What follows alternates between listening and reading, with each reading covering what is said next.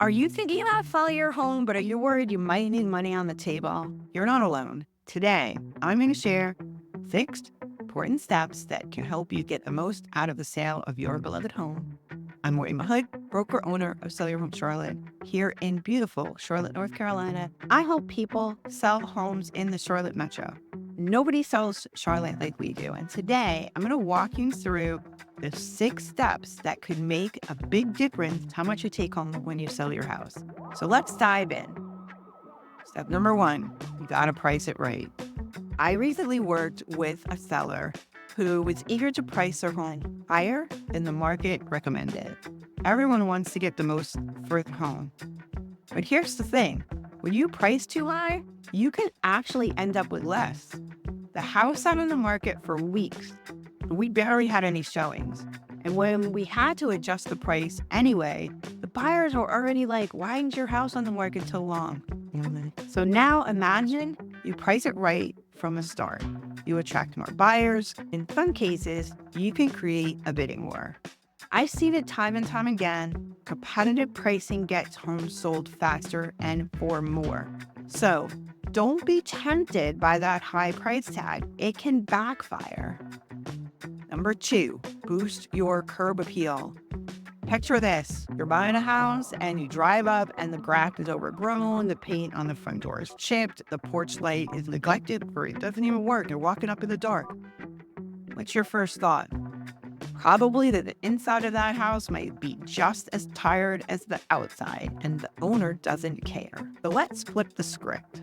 You pull up to a home where the yard is neat, the door is a fresh coat of paint, the porch has a couple of colorful planters, and you're excited to go inside this house, right? That's the power of curb appeal. And here's the best part. It doesn't have to be very expensive. A little landscaping and some new mulch, and maybe a couple of potted plants by the door, it makes all the difference in how buyers feel about your home from the moment they arrive. Now, step number 3. Declutter and depersonalize. I once walked into a home that had every surface covered. I mean, photos, souvenirs, toys, you name it. The house itself was beautiful, but it was really hard for my buyers to see beyond the personal items. When you're selling your home, it's a big deal. Buyers want to imagine themselves with their lives inside this house, not look at your life. So what we did, we packed up all personal photos. We take away some of the furniture. We create more space. And guess what? It makes rooms look bigger and more welcoming. And suddenly, buyers see themselves living there. And that's exactly what you want.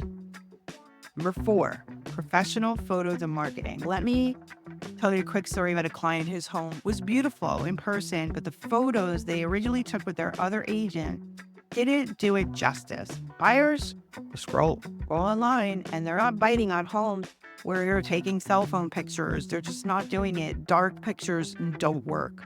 So I always bring in a professional photographer, and the difference is night and day. New photos really show off the space, unique features of the home, and guess what? Most of the time, within days, we've got multiple showings lined up. Most buyers start their search online, and if the pictures aren't great, they're wiping right past your home.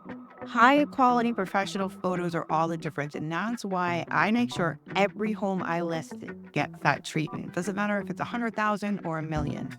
At 5, repairs.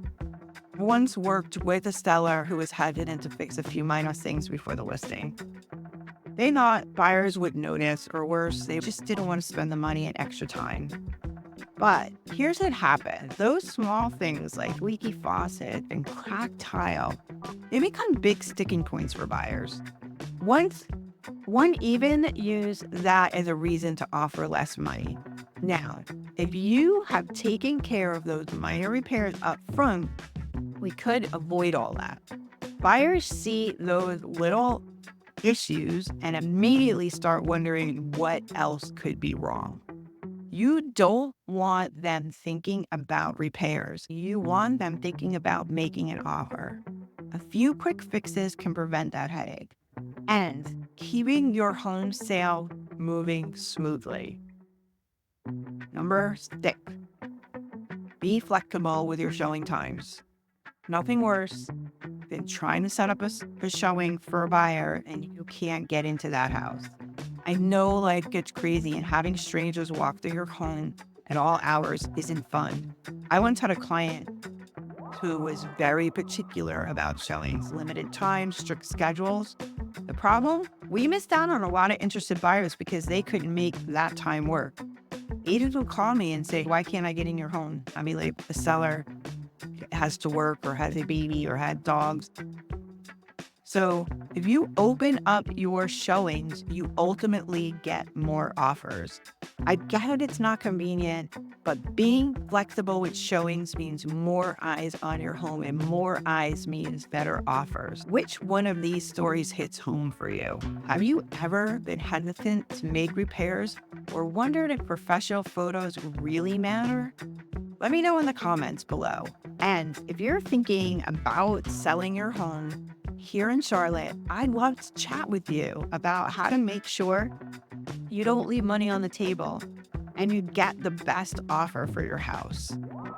I'm Maureen Mahood, broker owner of Sell Your Home Charlotte here in beautiful Charlotte, North Carolina, and I help people buy and sell real estate.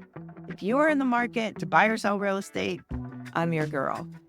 Okay, Charlotte, thanks for tuning in. Don't forget to subscribe, hit that notifications button, and let's have a great one. Thanks.